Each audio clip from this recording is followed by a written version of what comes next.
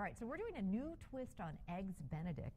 I don't see, this is a veggie, lots of great vegetables, asparagus, tomatoes. Well, we're gearing this for Mom. You know, Father's Day I would do steak and mushrooms and hollandaise and things like that, but now that the weather finally broke, we have our gardens coming. We're thinking, okay, bright colors, so that's what I kind of designed this for, was a garden Benedict.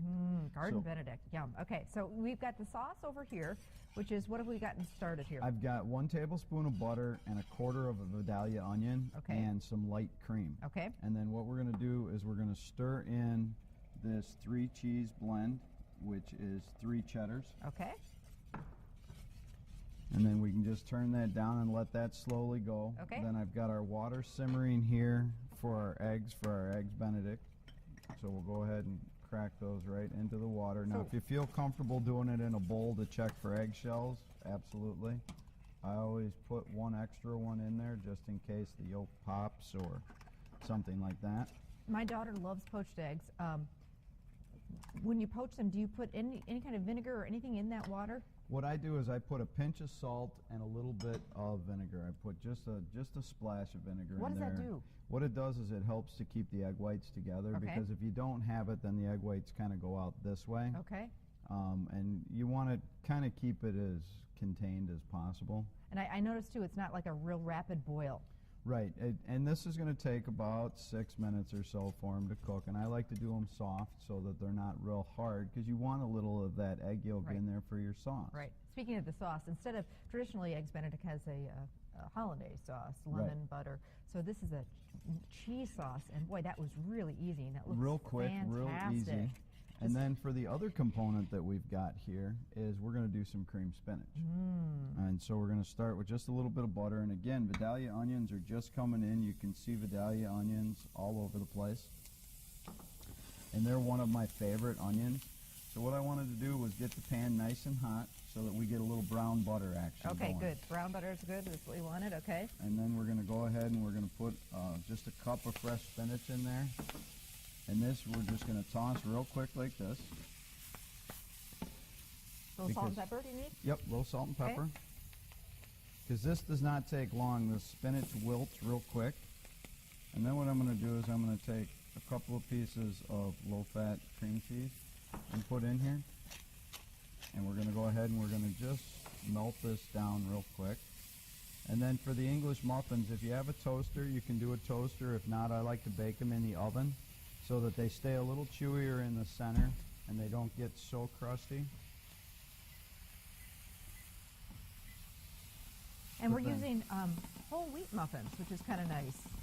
Well, again, it's all geared for Mom. So we decided we would go with the whole grain. And this is all we need for this. I'm loving every part of this breakfast. I love cream spinach. Whenever I go to a steakhouse in Chicago and I see cream spinach on the menu, I got to order it. I love cheese sauce. I see asparagus over there, and all sorts of good stuff. So what I did with the asparagus is when I was doing all of my water, I blanched it real quick. So I'm just going to set this kind of in the pan while this finishes, just to warm slightly. So you drop that in boiling water just for a minute to pre-cook it. To pre-cook it, and then it helps to set the color so it stays nice and bright green. Sure. And then to assemble these, what we're going to do is we're going to take just a little of this cream spinach, and this will be, instead of the Canadian bacon, we'll do our cream spinach.